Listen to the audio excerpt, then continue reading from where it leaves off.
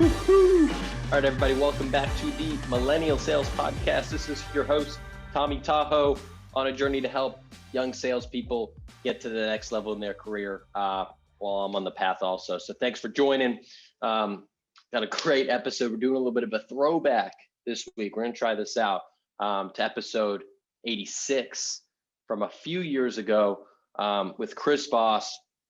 If you know him, you probably know him from his book, best-selling book, one of the best sales books ever written, Never Split the Difference. Before that, he was the lead hostage negotiator for the FBI for 24 years. So when bad guys kidnapped people from the US, he would be the first person that would make that call to a terrorist to negotiate, right? And that's really the basis of the book, Never Split the Difference. You can't say, if they kidnap two people, you can't say, all right, you take one and we'll take one and split it like you might want to do in a sales conversation where you just want to meet halfway. He has to get everything back and really give up nothing in return. So that was his whole job. He's amazing. He's a speaker and writer and super popular now. I caught him on his upswing, so I'll give myself props for that. I think you're really going to enjoy this episode where we talk about how he suggests someone can take his negotiation tactics into a sales career. I love talking to Chris. Before we get into that conversation, let's make sure you're subscribed on Apple, on Spotify, on YouTube. I'm Tommy Tahoe on Twitter and LinkedIn, where I'm posting every single day. On Twitter and Instagram. On LinkedIn, I'm Tom Alamo. That's my name. And the last note is we'll talk about our sponsor for a second. Postal.io is the flagship partner of the Millennial Sales Podcast, and they are the most customized way that you can send gifts to customers and prospects, right? So instead of the generic Uber gift card or something, right, you can still send those things if you'd like, but you could send a more personalized gift, like something from a local brewery or winery or florist or something that really helps to break the ice. I think the whole job of sales has flipped on its head with COVID. It's so hard to build relationships, so hard to build trust, and these little things really go a long way. And something that I've seen that really helps I've seen SDRs do is send a $5 to $10 Starbucks gift card ahead of an intro call and use that as, hey, thanks for taking the time, have a coffee on me, right? And you send that 15 minutes or 30 minutes before the call. Not only is that going to more likely get them to accept the meeting and actually show up, but they have a positive, kind of vibe about your company ahead of time, right? That we're being selfless. There's maybe an act of reciprocity there. We're trying to build a relationship, right? And we're not asking for anything in return. They get the gift card even if they don't show up to the meeting, frankly. So I love that move. Check them out, postal.io. We got some cool giveaways and stuff that are going to be coming later this quarter as well. So show some support to them, show some love to me. Without further ado, let's get into my conversation with the Chris Voss. Let's go.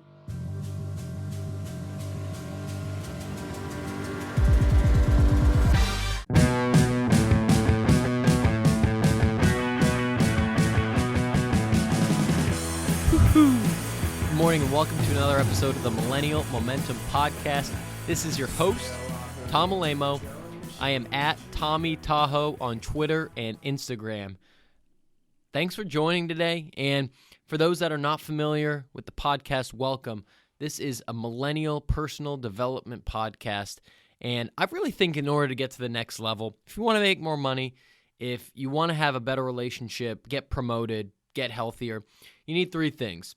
You need effort, you need a positive attitude, and just a little momentum, which is forward motion with energy. And I'm hoping that this show and the blog and everything I do can give you a little bit momentum to move forward to whatever stage you want to get to in life. And it's for me too. It's for me to get there, share my learning, share my ups and downs. And I appreciate you joining and grateful for everyone that's following around in the community we're building up. So if you find value here, if you like it, head to iTunes, subscribe, rate it. It means so much to do that. I take everyone to heart. You can hit me up on social media, and all other info is on millennialmomentum.net. Now let's get into this interview and kicking off who today's is. I have rarely gotten a book suggested to me as frequently as the one that this guest wrote. Free people from all over the woodwork, business and sales and life. And everyone was saying, you got to read this book. You got to read this book. And, I was telling them, hey, I read it and I'm having them on the podcast. So I'm excited to get this one out here. It's about negotiation. It's such an important skill to master, whether it's your job salary, whether you're selling something, or whether you just want to get some money off the next shoes you buy, or talking to your significant other about what you want to eat for dinner tonight. And there's no one that knows negotiation better on this planet than Chris Voss. Prior to 2008, Chris was the lead international kidnapping negotiator for the FBI. He dealt with over 150 kidnappings over his 24-year career with the FBI. So, put shortly, when bad guys captured Americans, Chris was the number one guy they called. And before that, he was dealing with bank robberies. He was dealing with suicide hotlines, just the most pressure-packed situations that you could imagine. He's won a ton of awards for his work with the FBI and with the government. Now he runs the Black Swan Consulting Group. He's the CEO, and he teaches his practices to businesses. And he also teaches negotiation at USC in Georgetown. And he wrote the best-selling book, Never Split the Difference, Negotiating as If Your Life Depended on It. And like I mentioned, this was highly recommended to me. I am now highly recommending it. It is a great read. And I love talking to Chris about how he gets into negotiations with terrorists, how he translates that to business, and he has some good stories from that. And we also talk about really practical tips you can use in your day-to-day, like, how do you kick off a meeting? And, what should you be looking for your next salary negotiation? And he names all these things that you should be looking at outside of just the money. And it's really going to help you for your long-term benefit. How to deal with people that you just don't see eye to eye with, or maybe even people that you hate. And, Chris just adds so much value. He says the most dangerous negotiation is the one you don't know you're in. And God, I love that. He's a blast. He's a great guy. One of the best negotiators, I'm sure, that has ever walked this planet. Please allow me to introduce former FBI negotiator, Chris Voss. All right, Chris Voss, good afternoon. How you doing? Welcome to the show. Tom, fantastic. Thank you for having me on. Yeah, I have not gotten recommendations for a book as frequently as I did for yours. I had people all the time. They know I'm a frequent reader, and especially about sales and business. And I had probably a dozen people tell me in the last year to pick up your book. So I finally did. I went through it, been listening to you on all the podcasts. So I'm excited to have you on here to talk about negotiation, sales, business, your experience, and everything else that we get to.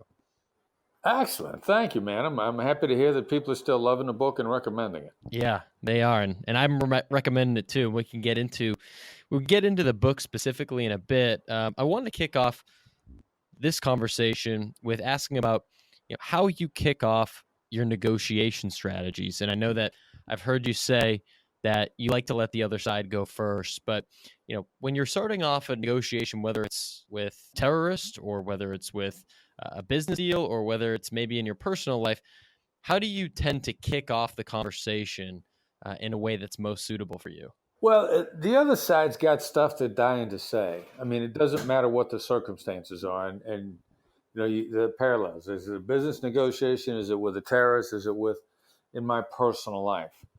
I mean, everybody's got stuff they'd love to get across. So I want you to feel comfortable getting that stuff across. I want to hear it because I want to know where you're coming from. And since everybody's got stuff they're dying to say, it doesn't take much to get them started. It really doesn't. And so you might just start with small talk, or you might just ask a general question and see how they take the conversation from there. No, interesting. Good point. I'm not much into small talk. And people misunderstand the purpose of small talk anyway. they think it's to waste time or because you don't know what else to say or to show that you can make small talk. Like small talk is to gain a feel for the other side so that when they get into the important stuff, you have a feel for them. Are they being honest? Are they deceiving you? Are they being straightforward? Are they guarded? Whatever it might be. I can find that out in the conversation, and you're going to give me a lot better indicators in the actual conversation itself. So if you might start out with, look, have you got a few minutes to talk? I'm going to say, sounds like there's something on your mind. I'm gonna get right into it. I want you to feel comfortable. I don't want you to feel like you need to be guarded. People are guarded because they're going to be attacked or judged or disapproved of or corrected or any one of the number of things that make a bad conversation. I don't do that stuff. So you're safe to talk with me right off the bat, and you're going to want to get into it with me. So one of the main points, at least for the beginning and probably throughout the whole conversation and conversations, is making them feel safe so that they can eventually open up and you can uncover what you would call the unknowns. And I actually just heard when I was doing some of the prep that your company, Black Swan, is named after your thought that there's always unknowns in every negotiation that you're trying to uncover, because if you don't, if you continue to not know what the unknowns are, it hurts your position and makes it less likely that you can ultimately come to the agreement that you want to. Right. Yeah. I mean, and it's intellectually, it's a simple thing to explain, but a lot of people that think they know everything, they have trouble accepting it. But there's never a time at a negotiation where you're not hiding stuff. Everybody that enters a negotiation, there's closely held important information they're keeping to themselves. It's just the nature of the world. Well, if you are, so are they. So you can't know everything. Now, interestingly enough, where the really cool stuff is, where do the unknowns overlap? And until you get people exchanging information honestly, you don't know what's possible until people have started to have a peek at each other's cards. And that's why you can't know for sure the best outcome until you've had a good, solid interaction. And where do you draw the line of letting people know what your unknowns are, kind of revealing your card, so to speak, versus keeping some in the back pocket for a certain scenario? Like how do you use transparency versus, hey, I need to keep some of my motives secret so I can use them at the right time or not hurt my position? Yeah, well, that's you taking you hostage. Like let's say you got a 1 week deadline to get a deal done. You could say, oh my God, I got a week to get this done. If I tell them that, I got all kinds of problems. Or you can approach the negotiation. You can say to the other side, look, if you don't come to agreement with me in a week, I'm going to walk. You got 1 week to get this done, or I got to go elsewhere. So what most people see to themselves, what a weak negotiator sees as a disadvantage, the shrewd negotiator realizes where, his advantages are. It's all in how you play it. It's all in whether or not you're going to take yourself hostage. We also believe very strongly that you hurt yourself far more with bad deals than you will ever hurt yourself by passing on a deal. Which means I would much rather walk than take a bad deal. I'm not going to take myself hostage. Bad deals kill businesses, or chasing bad deals is what really kills businesses. As soon as you stop doing that, then you stop taking yourself hostage. So is it safe to say that in a business standpoint, and I'm sure the answer might be different from what you're doing at the FBI, but from a business standpoint, that you don't lose negotiations anymore? Because if you feel like, hey, look, this person's just not responding in the way that I'd like, and I don't think my desired outcome is going to happen, so I'm going to walk.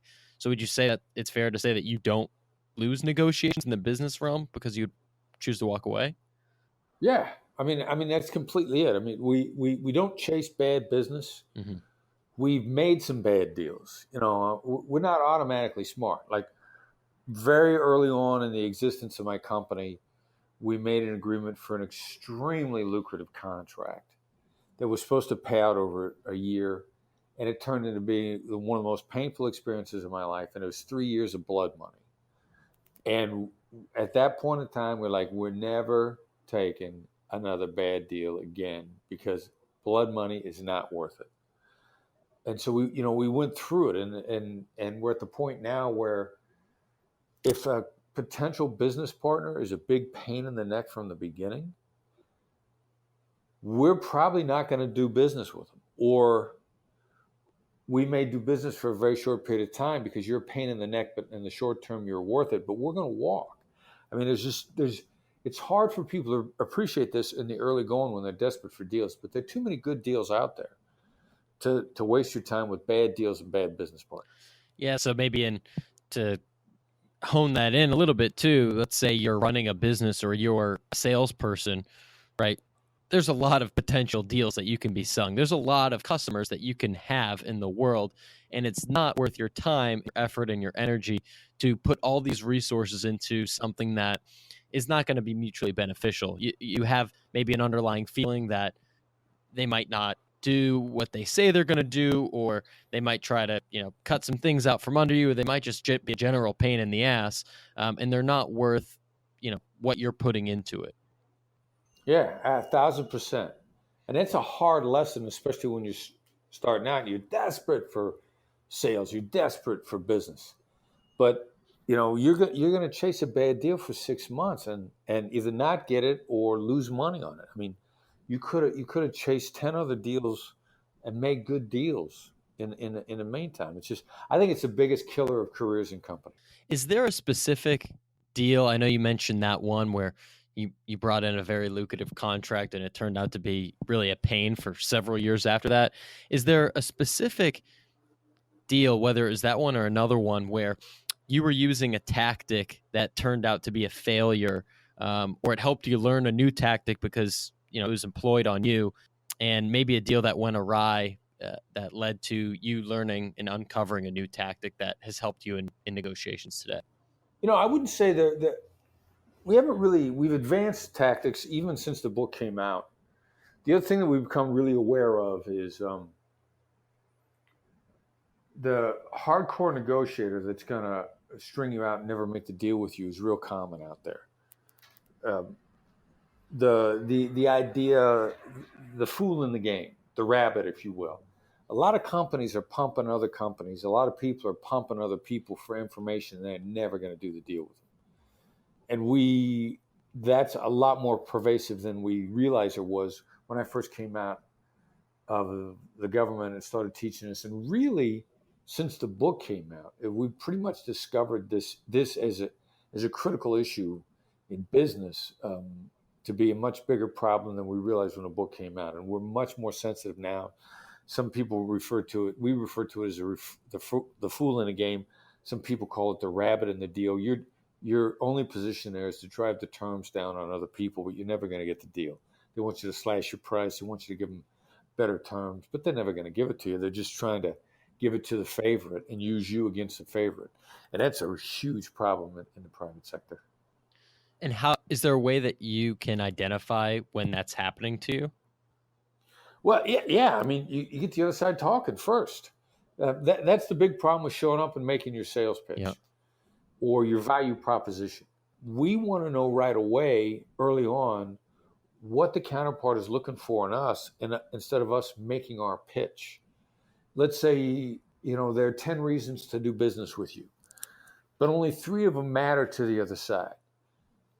You start with 1 through 10, you're wasting their time because you're going to be talking about 7 things they don't care about.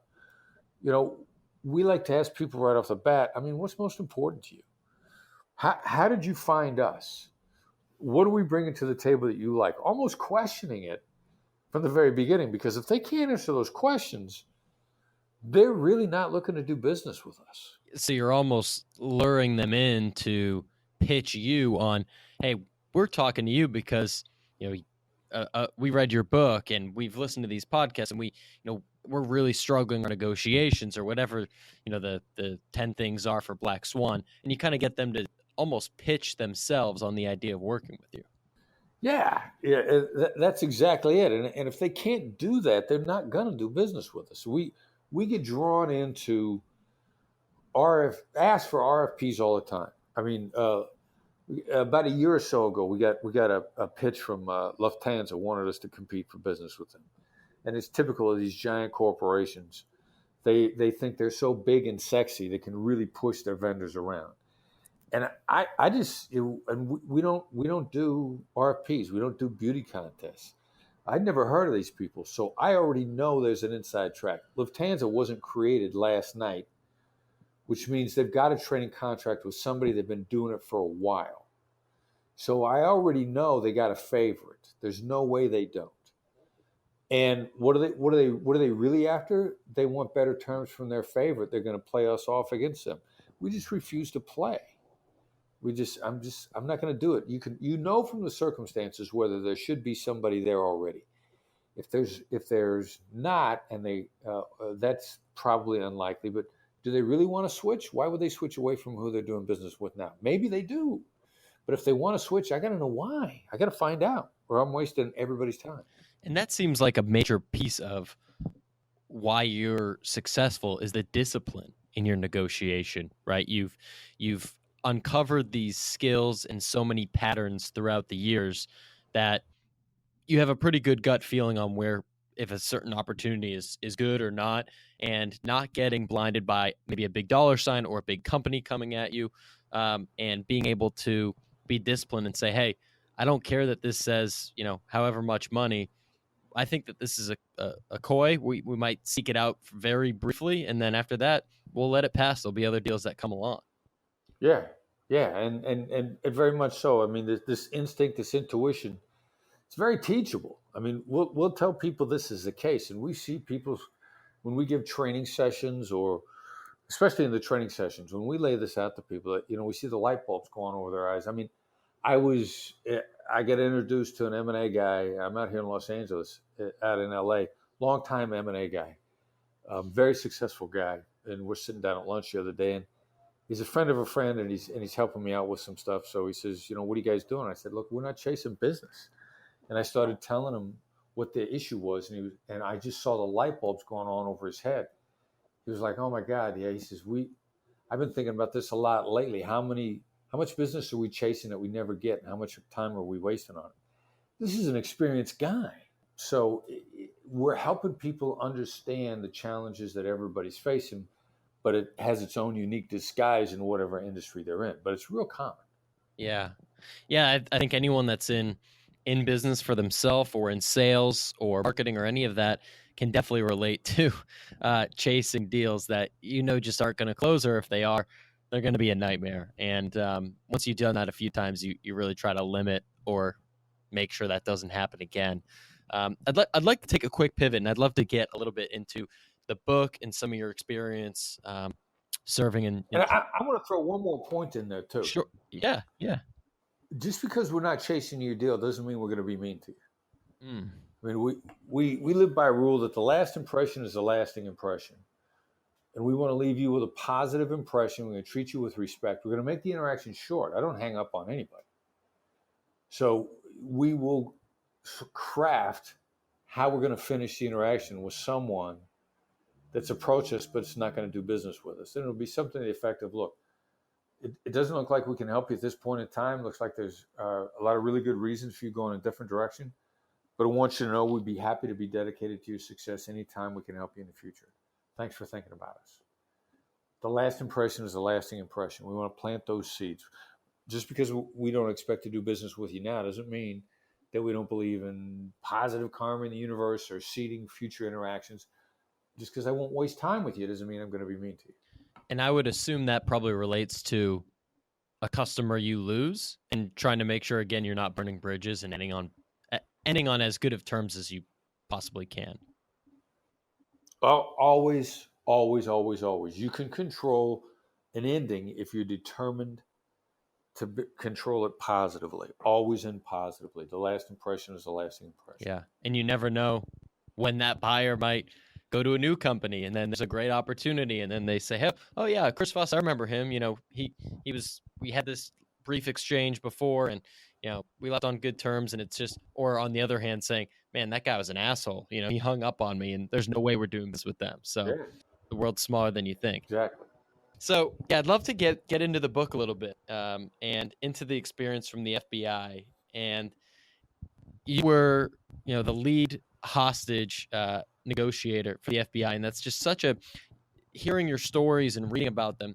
You just have such a unique, perspective, and have had such unique experiences that very few people in the world can really relate to and can speak about. So I'd love to hear maybe just a brief synopsis from you on what your time in the FBI was like, and maybe we can dive into one or two of the key negotiations from some of the kidnappings that you had dealt with. Yeah, sure. I mean, it was awesome. I mean, I'm a small town boy from Iowa, and the FBI was a great career. And no matter what you're into, the FBI investigates so many different kinds of crimes. You're going to find something an area that you love, that you're going to want to investigate, that you're going to want to be involved in if you dedicate yourself to be, a career investigator. And I pretty much was. I worked terrorism for a lot of years in New York. I was happy in New York. I loved it, which is shocking because I'm an Iowa guy. And then, between my terrorism and I became a hostage negotiator, ended up, technically my job was lead international kidnapping negotiator, which is kind of ended up being a refined subset of our entire hostage negotiation program. But if an American got kidnapped anywhere in the world, when I held that position, it was my job to come up with a negotiation strategy, working within all the agencies of the U.S. government to get them out. So I went to the National Security Council. For a while, the hostage working group was a committee that was chaired by a much more famous man now. He was then Captain McRaven. He is now retired Admiral Bill McRaven. He's famous for the book Make Your Bed and the speech of that same name as Chancellor of the University of Texas school system. I mean, impressive guy. And he was Captain McRaven back then, and which was good for me because he was a great leader, and you needed somebody at the interagency at the National Security Council to lead all the agencies. So if an American gets grabbed in Haiti, Baghdad, Bogota, Manila, it's my job to pull together the negotiation strategy to get that person out. So, and the unique thing of that was a lot of hostage negotiators, they may only have experience domestically in what we call contained sieges. A bank robbery is a contained siege.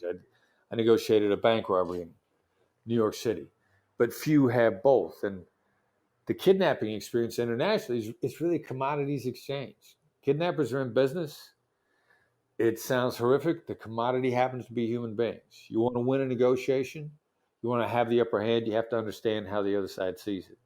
That's real easy when the other side sees things the same way you do. But I learned negotiation when the other side, by definition, saw it differently than we did. And so what I really did was I coached internationally. I coached negotiations all over the world, which was a cool thing because I love coaching people and helping them get better. So, that was the last pretty much 7 years of my life for the FBI. And when you were coaching people, essentially that was because on the other end of the deal, the terrorist wanted to deal with someone that was local. So if they were in, Manila or wherever it was in the world, they want to deal with someone that was local so they could trust them more easily versus, this guy that is living in New York that flies over and then he's going to talk to me. Is that essentially why you did coaching versus talk to them directly? Yeah, there were a lot of advantages. If I'm coaching you, if your brother gets kidnapped, if your colleague gets kidnapped, if your friend gets kidnapped, the bad guys are going to want to go at a weak link.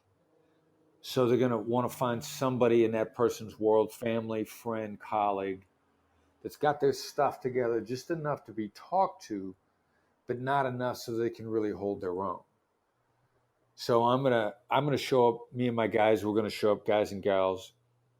We're gonna find somebody in the victim's world who's coachable, and get the bad guys to drop their guard. And so we just need to find somebody that was coachable, and then we'd coach them, and then we'd go. And in an intense moment, I can get you up to speed to be coached in about 6 to 8 hours, and then it's just a matter of us keeping you up to speed and keeping going. Oh, so this would be, say if my brother got kidnapped, it would be me going in. It wasn't someone else in the U.S. government that was pretending to be my brother, or pretending to be me, it would actually be me. Yeah, and these things take place over the phone. Yeah. So, in very rare instances are they in person, but the bad guys don't want to see you in person because they're worried it's going to be a trick anyway. So, we can coach you from anywhere. I have coached negotiations from across the world. It's a little easier if we're all in the same time zone because at some point in time, we're going to have to get some sleep. Yeah. And a lot of those conversations, it sounds like, I mean, those took weeks and weeks and weeks for a negotiation, right? I mean, it wasn't just, you don't just talk someone off that ledge and see your point of view in 1 hour. It's probably weeks or months. Well, it would, interesting. Good question. Terrorist cases in countries the terrorists have been kidnapping for a while tend to last a long time. Criminal cases, on the other hand, tend to go quicker because the criminals want the money. The terrorists have an infrastructure they can last a long time. Criminal kidnapping is probably going to go down in 21 days or less, might go down by the coming weekend, as strange as that sounds. Terrorist case is probably going to last much longer.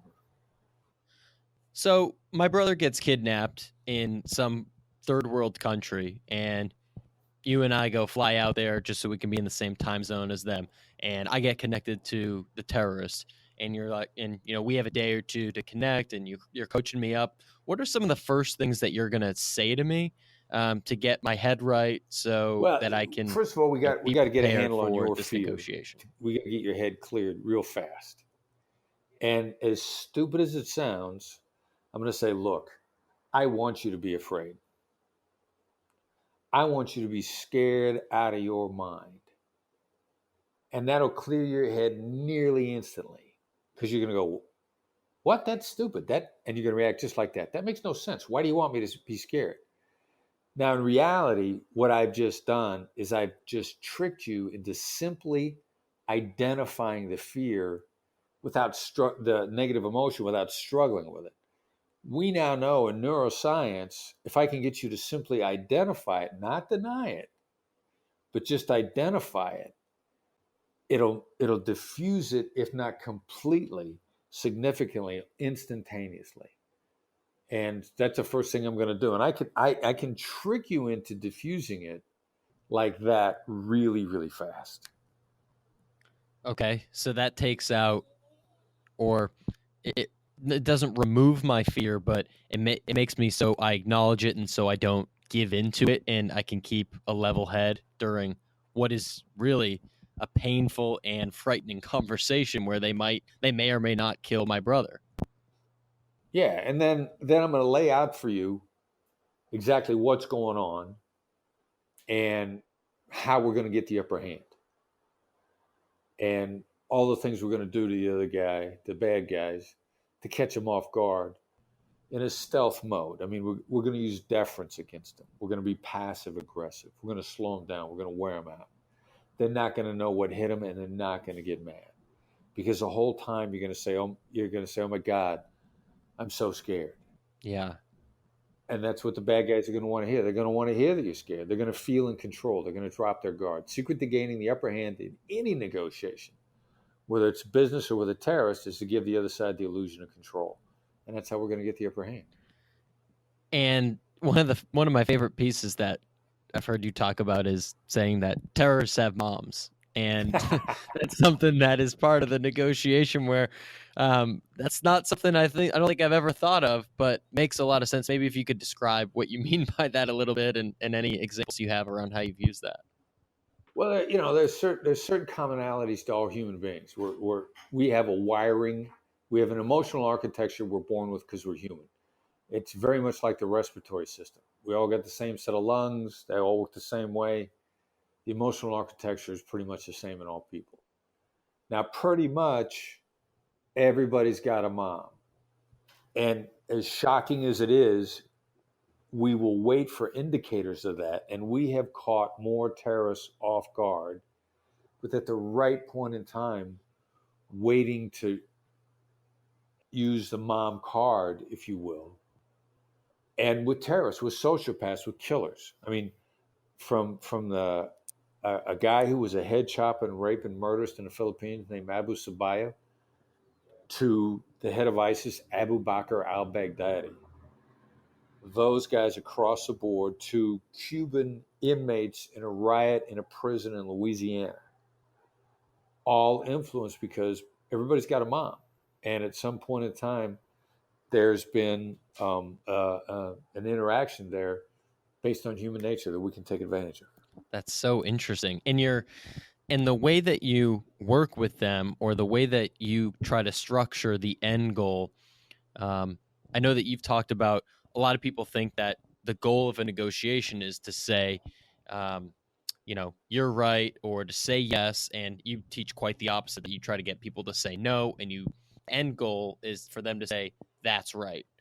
I'd love for you to maybe give some more clarification around why that is, and also how you plan for that. Again, if you're coaching me up, is that something that we talk about early on in that coaching session? Say, hey, if we want to look at the very, very last thing they say is going to be, that's right.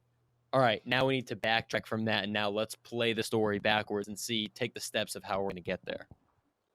Well, and it's going to be context driven. If we're in a kidnapping, driving for that's right is going to be something that we're probably going to do after we're about a third into it. What I really want to do is make the other side feel in control, display a lot of deference, make them feel powerful, make them feel in charge. When people feel powerful and in charge, they relax and begin to drop their guard. And if you get somebody to say, that's right, you've actually created a bond between you and them. So we want them to drop their guard. Then we want to create this bond that they don't even know is there. So there's going to be a sequencing issue. But we want the other side. We want the intimidating, control-oriented, fear-wielding negotiator to feel in charge right away. How do you do that? It's principally saying, look, you're going to get your deal. With a kidnapper, we're going to say, you can get your money. How do we know the hostage is alive? And they're going to be perplexed by that. They're going to stop and think. Mm. They're going to hear the sweet words, we're going to get our deal. They're going to relax. And then how do we know the hostage is alive? Is a legitimate question. What it does is it triggers what Daniel Kahneman called, in Thinking Fast and Slow thinking, in-depth thinking. Daniel Kahneman won the Nobel Prize in behavioral economics for explaining how we're really driven. We're really driven by our fears of loss, all human beings. Loss is the outsized motivator. And if we can trigger slow thinking, we weigh the other side down. It bogs them down. But you said, when you say, how do we know that we're alive? Say it very deferentially. It's actually a legitimate question. And you pitch it in a way where the other side realizes, like, oh, yeah, that is a legitimate question. And now you're in a new conversation. How would they respond to that? They wouldn't put that person on the phone. They would just say, oh, yeah, they're alive. They're alive. Exactly right. And so then we're looking at a sequence, because then we'll say, well, how do we pay if we don't know they're alive? I mean, how do we know? And how much you're going to get your money, but how am I supposed to give it to you if I don't know he's alive? And what happens is they may never change their answer. But what's more important is the mindset I've now got them in, which is they feel in control, but I'm wearing them out. And also when they get off the phone, what they're going to do is they're going to turn to their colleagues and they're going to say, do we need to put the hostage on the phone? Where is the hostage? If we got to put him on the phone, how are we going to do it? What kind of shape is the hostage in? Well, we better make sure the hostage is able to talk on the phone if we decide to do it. And I'm not saying we're going to, but now you cause an entire dynamic. And how do I know this happens? Because hostages told us about it afterwards. The first time we made this shift after the kidnapping, when the hostage escaped, he said, they kept getting together and talking about whether or not they were going to take me to town and put me on the phone. And the mere act of doing that meant they had to take care of the hostage. and they had to lighten up on the hostage, and they had to see the hostage as a human being, which then changed the entire game and created the dynamic that gave this guy a chance to get away. So it's what do you do that creates opportunities is what you're really looking to do in the negotiation. If you're paying attention to the way that you phrase those questions, you mentioned, or you began all of them with how, right? And I think you've mentioned over and over on some of the things I've read and listened to that it's not about asking why. That kind of puts people on the defensive a little bit. Why would we give you the money or anything like that? It's, hey, how are we supposed to give you the money if we don't know they're alive? What's the power of how? Well, how is deferential. People love to tell other people how to do stuff. So you're taking responsibility for how a question lands, and the most deferential questions are what and how, combined with a great tone of voice. Master's tone of voice.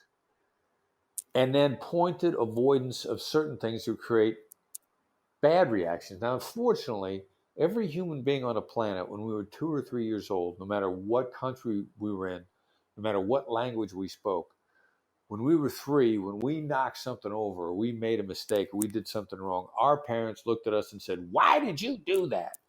and pointed a finger in our face.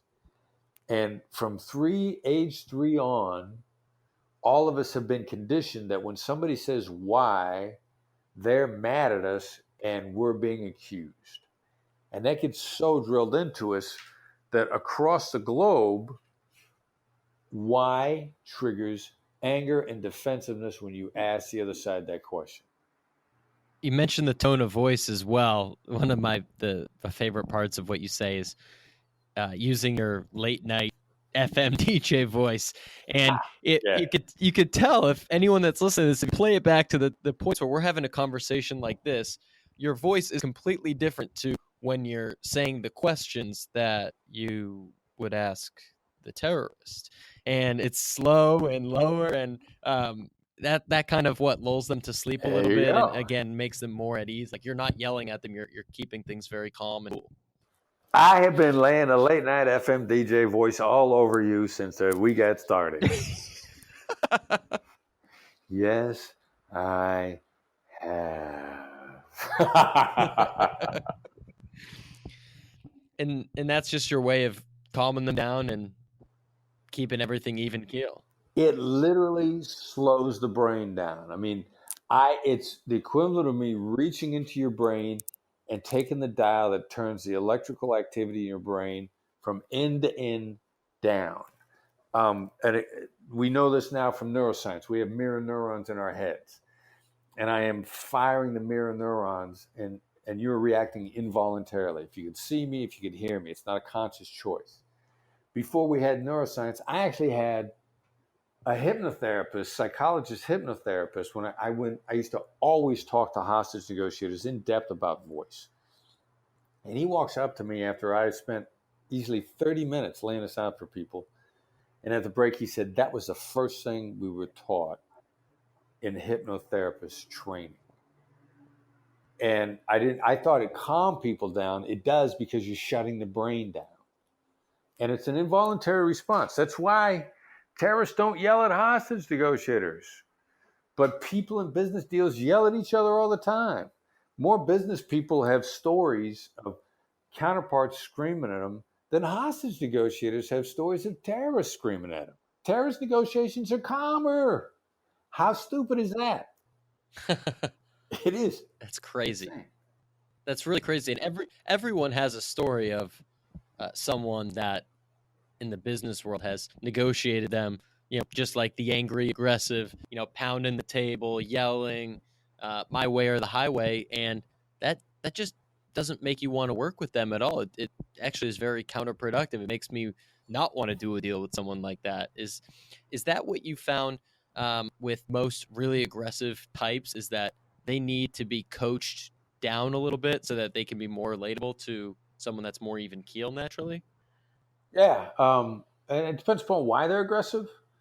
I mean, some people are aggressive because they're afraid you're not going to listen to them if they're not aggressive. An awful lot of it is fear-driven behavior. Some people are aggressive because They once got 10% of what they wanted by being angry. I mean, like I can remember hearing a person in a line at a hotel talking about how she once got 10% off by complaining at the hotel. Or it was a girl I was dating. We're in Macy's and she found a jacket she wanted that had this tiny flaw in it. She said, "Watch me get 10% off by telling them what's wrong with this jacket." And I said, "Watch me get 30% off by being nice." But she had no idea she could get 30% off by being nice. She'd been a jerk and aggressive and angry and got 10%, and we're like, "Ooh, that works." Having no idea how much better you could do with a much smarter approach. Well, that brings me into a question I've been wanting to ask you this whole time, and since I've started researching this, you say that the toughest negotiation is the one that you don't know you're in, and you could make the argument, and you probably will, that almost your entire life is a negotiation, whether it's personal or family or business. So what do you mean by that quote, and how can we become more aware of when we are in actual negotiations in life? Yeah, the most dangerous negotiation is the one you don't know that you're in, which means if you're in a negotiation you don't know, you're already losing. You're already either losing or being taken advantage of, or both. Now, you're in a negotiation when anybody's trying to get anybody else to say yes to anything, or the words "I want" are in your head. Because negotiation is communication desired to influence an outcome, where you want to get what you want. And you might not even need the other side to know that they're giving you what you want. You might just be wanting to get them to change your course of action. Most people think you're in a negotiation when you're talking about money. But as a commodity, money is probably involved in maybe 20% of the actual negotiations that take place. The commodity that's always at stake in every negotiation is time. How much time are you going to spend doing this? What are you going to do in order to get this money? Time is the commodity. And anytime you're talking about trying to affect how you're spending your time or how somebody else is spending their time to engage in an action or to not engage in an action, you're in a negotiation, which, as you said, there's easily 4 or 5 negotiations every single day. You're in a negotiation when you walk into a restaurant, and how you say hello to the maitre d', it's going to affect how quickly the waiter gets over to you. The negotiation for the waiter's time, the negotiation for the maitre d's time, how you communicate with them from the very beginning, how long it takes you to get served, how long it takes them to come back to your table, whether or not they spend any time coming back to your table to follow up. That's an investment in the waiter's time. You're in that negotiation from the moment you walk into the restaurant. It's everywhere. That's really interesting because it seems like you put so much thought and effort and prep work into these negotiations. Let's say maybe if we stick to a business negotiation, you're working on a big deal. I would imagine you spend time putting in with the team. Here's where we think this conversation might go. Here are the questions we should ask. Here's the tone we should have. But with all these other negotiations happening in life, whether you're going to a restaurant or, your husband or wife wants to go somewhere that you don't want to, or you're something from your kids or whatever it is that comes up in life, are you like in constant late night DJ voice, or like are you thinking about all this all the time, or maybe place less emphasis on some of the smaller negotiations? Well, personal interactions, my smile is going to get me a lot farther than my DJ voices. So I'm going to use that. And, since I'm trying to collaborate with you so we both come out happy, then I got no problem negotiating all the time. I want you to feel understood. I want you to feel appreciated, respected. I want you to feel like you got what you wanted. I don't want you to feel like you lost. So where am I coming from the very beginning? Am I trying to take advantage of you, or am I trying for both of us to have a better day or better life? First part, where am I coming from? Second part, the crazy thing is, our negotiation tactics that we use, we have a tendency to use the same ones over and over and over again.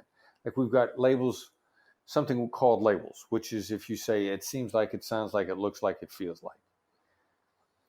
The label, it seems like this is important to you, is a great way to get your counterpart to open up, whether you're talking to them with your girlfriend or your wife about going to dinner, or whether you're talking with a colleague about how you're going to approach a problem, you have a tendency to, there's 5 or 6 things that are so effective regardless of the interaction. You just start going back to your go-to moves. Where did you learn all? Did you just learn all these through the FBI and through experiences, or were there? I know you mentioned McRaven and some of the other leaders in the military, but was it from those people? Was there other books you picked up on, or just throughout time you learned these experiences? Well, I love learning. I mean, I'm constantly on it. I'm from the Elon Musk school of philosophy, or Mark Cuban, or any of these superstars that talk about reading and learning all the time. Mark Cuban says he reads 3 hours a day. Warren Buffett reads 500 pages a day. I mean, these guys are consuming information. Now, I first started learning this stuff. To become a hostage negotiator, I had to volunteer on a suicide hotline. That was the only way I could get qualified. But I was so fascinated, by the masterclass on human emotions that gave me, that I wanted to apply it to everything that I did. And I was constantly fascinated by how influential that process was. And I thought, this has to work everywhere. And it does. And so I've been having a ball applying this and, making better relationships with people. I remember I've been on the hotline for a couple of years. I'm in New York. I'm talking to a female FBI agent, and she is bitching about New York. She hates New York. And this was a young lady that a year and a half earlier, she loved working in New York. Now, I happen to know that she had been dating my friend and she broke up. And I remember looking at her and thinking, like, she's being driven emotionally by what's going on in her personal life, and it's ruining everything else here. And I just looked at her and I said, you're still really hurting inside, aren't you? And she dead silent, stone-faced, tear comes down her cheek. And that was part of her releasing the anger the pain that she was holding inside, which was then a toxin for everything else that her interaction was. She ended up staying in New York for a bunch more years. And in a whatever small way, I helped her get over that by just doing an emotional read in the moment. She's not mad at New York. New York didn't stink. She's hurting. So that's all I said. And what does that do for me? I have better friendships. I have people I interact with for longer periods of time. People that I connect with. I talk to them every 2 or 3 years, and we start back up again as if we've been talking weekly. I mean, these are the key to deeper relationships. Reading somebody's emotions. And that's so important. And how many of I think you were about 150 of those situations in the FBI. I don't know how many on the suicide hotline and probably many in business. How many losses of a negotiation did you have in the FBI and the suicide hotline days? Like, were there situations where they killed the person, or you had to give them the full ransom, where you completely failed, or was it usually at the very least you salvaged some sort of victory out of it? Yeah, well, if you're in a hostage business, stuff's going to go sideways on you eventually. So anybody that says that they were a hostage negotiator and nothing ever went bad, they were involved in less than 10 situations, probably less than 5. They're just some lids screwed on so tight nobody can get them off. There's no matter how good you do, you're not going to change the outcome. My former boss, Gary Nessner, taught us that we don't guarantee success, we guarantee the best chance of success, which is a recognition at the beginning there might be some things that are out of reach. That doesn't mean you still don't try. And one way or another, we salvaged an element from each one of those cases that ended up being a positive contribution in another case. So we lengthened it out. We brought the bad guys out of their comfort zone. We made them look bad in the media if they were terrorists. One way or another, we salvaged something out of it. But it's not gonna go right every time. You have to accept that, which is, it's a tough thing to do because most of them do. So when something goes bad, you might lose your appetite for it. You might decide you need to go do something else. But there's no guarantee of success no matter what the situation is, and accepting that early on helps cushion a blow when that bad day comes. Yeah. I mean, I'm trying to put myself in your position. That's a taxing job to have so long. How did you recover mentally from those long conversations? Were you, I don't know, working out or meditating, or you mentioned reading a lot, or you try to decompress another way? Yeah, I had my hard partying days. I will like to admit Yeah, that. that too. There was there was a steakhouse in Washington D.C. that I was in every Tuesday night for a steak and a scotch if I was in the country. But you got to take care of yourself, and all the things that you should be doing for yourself help you deal with any kind of stress that you're under. You want to be as healthy as possible. You want to eat properly. You want to work out. You want to have a spiritual life of some time. You want to believe in things that are bigger than you, because you're going to need that stuff, because the world is going to kick your ass at some point in time. The world is going to pound you down and kick your ass. But that's part of living, because it's resilient. I mean, you get back up. You know that somebody else has got it harder than you, no matter how hard you got hit. I got a buddy of mine from Washington, D.C. that's still recovering from like his second or third brain surgery. I mean, I got no problems compared to some of the stuff that other people are dealing with. So it's keeping it in perspective and, finding a way to, believe in something bigger than you. Yeah, that's super important. And I fielded a few questions from the audience before this too, that maybe be a good way to close this out. So I have a few of those if you still have some time for that. Sure.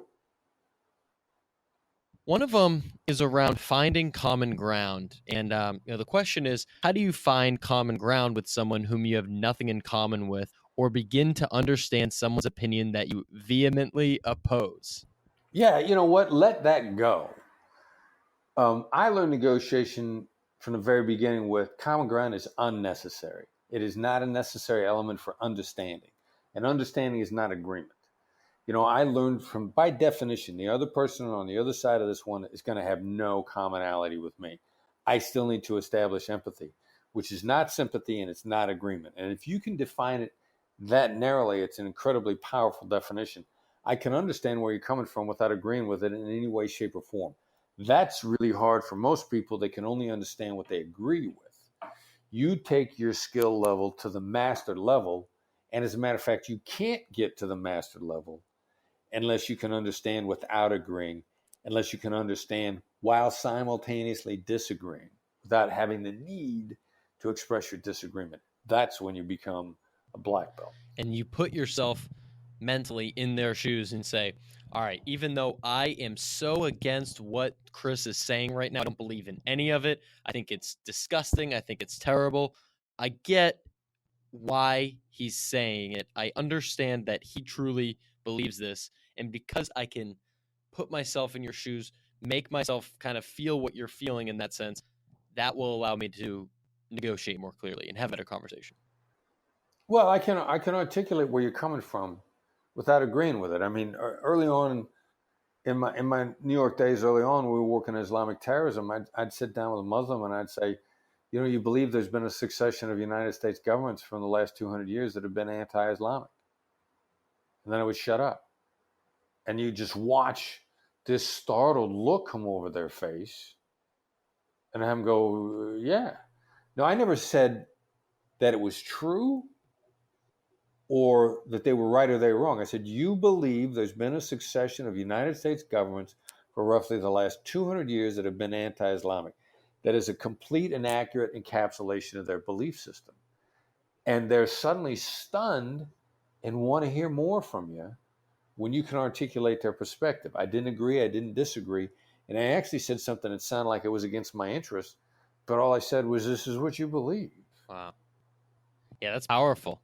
To get to the next question from the audience, by the time that this comes out, we're going to be in the season of where I think there's a lot of salary negotiations towards the end of the year. People, I think, tend to hop jobs a little bit more. And you've mentioned that, price is the most sensitive thing or a sensitive piece of a negotiation, I believe. But there's a lot of like tangibles that you can be asking for that you can use as levers. Could you maybe dive into that a little bit, and other things that people can be using in their negotiations outside of just here's what I want my salary to be?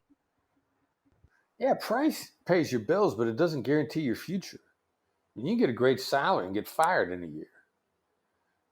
So you negotiate your future, and your salary will come along with it.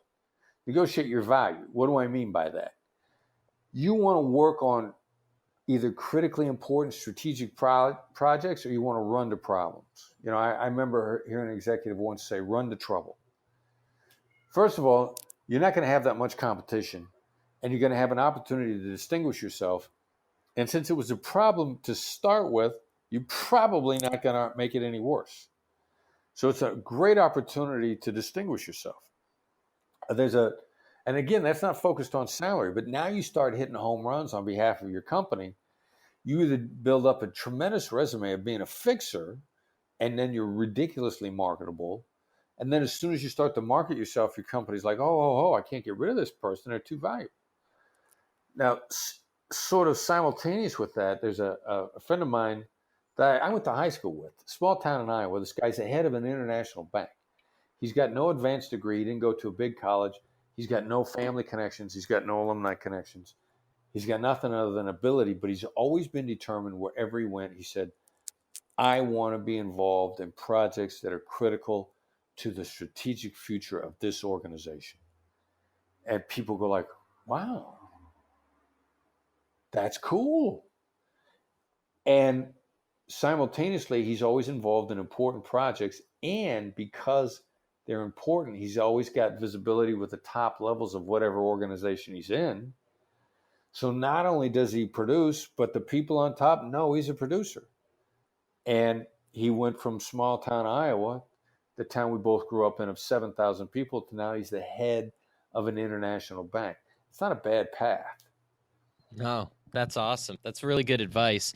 And maybe along those lines, on one of the last questions here for you, is there anything that you would tell your 25-year-old self that you know now that you wish you knew then? Be a little nicer, be a little more pleasant. Like don't take any positions that are different than the ones that you took. Don't change your principles. Don't go after the same problems. Don't change anything other than how you address stuff. Just take a few miles an hour off of your speedball. And you don't sacrifice, you don't compromise yourself in any way, but you make it easier for other people to collaborate with you. You plant less negative seeds.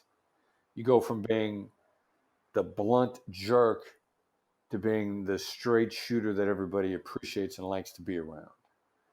And I was pretty blunt in my younger days. And I could have accomplished more by being a little less blunt. I am a recovering blunt person. I go to Blunt Anonymous or whatever it is, work on a regular basis. Yeah. Oh, that's awesome. So, man, this is a great conversation. The book, for everyone out there, if you have not checked it out, please do. It's called Never Split the Difference, Negotiating as if your life depended on it. And seriously, I mean, you think about all the negotiations that you're in on a daily basis. I know a lot of you are either entrepreneurs or in sales and marketing, but even outside of that, the people that you work with on a day-to-day, your relationship, your families, when you're going out to eat, there's a lot of negotiations that happen. And I think this was voted or recognized by Inc. as one of the top negotiation books of all time. So definitely check out the book. And Chris, maybe if you could share where we can find you. I know you got a newsletter, where we can find more out about Black Swan and social media. Yeah, our newsletter, The Edge, people love it as a supplement to the book. It's free. Comes out once a week. You subscribe to it via email, and it's a short, sweet article that gives you specific guidance and different ways of we talk about stuff that really kind of tees you up on Tuesday morning so you can rock and roll and help your negotiations throughout the week. short, digestible, easy to read articles. The best way to subscribe to The Edge, and The Edge is also the gateway to all of our training. So send a text message, send the message FBI Empathy, all one word. Don't let your spell check make it 2 words. Make sure the autocorrect doesn't put a space between FBI and empathy. Send FBI Empathy to the number 22828. That's 22828. FBI Empathy. It'll sign you up for the newsletter. There are announcements when we got upcoming training. You'll learn about other free negotiation stuff we have. It'll take you right to the website, and it's the gateway to everything that we do. That's cool. Does the newsletter come then via text, or do you sign up then through email once you text that? You get a response to supply your email address, and it'll come into your email inbox. Awesome. Really cool. Well, Chris, I appreciate you've been very generous with your time, with your wisdom. Just really glad to have this conversation. Thanks so much for coming on, and for everyone else, check out the book, check out the newsletter, and look Chris up for more questions. Tom, thank you for having me on. This conversation was a pleasure. All right, guys, thanks so much for listening to that episode. Really hope you liked it. If you did, if you found any value, wherever you're listening to this, please head on over and give it a 5-star rating, subscribe, review, whether it's on the iTunes app, whether it's on Google Play, Stitcher, SoundCloud, YouTube, if it's there. Really appreciate you. You can find me at tomalamo.com, TOMALAIMO.com for the blog, all the show notes, and Tommy Tahoe on Twitter, Instagram, YouTube. Find me on Facebook. I'm everywhere. So thanks so much. Grateful for you. Have a great week. Out. Great week. Out. Great week. Out. Great week. Out. Great week. Out. Great week. Out. Great week. Out. What's up, everybody? Thanks for checking out that podcast. Happy July to you. Would love if you took 22 seconds and hit subscribe wherever you're listening or watching this. Apple, Spotify, YouTube, your favorite podcast player. And be sure to check out some of my content on LinkedIn. I'm Tom Alamo. And on Twitter and Instagram, I'm at Tommy Tahoe. Have a great day. Make it legendary. Peace.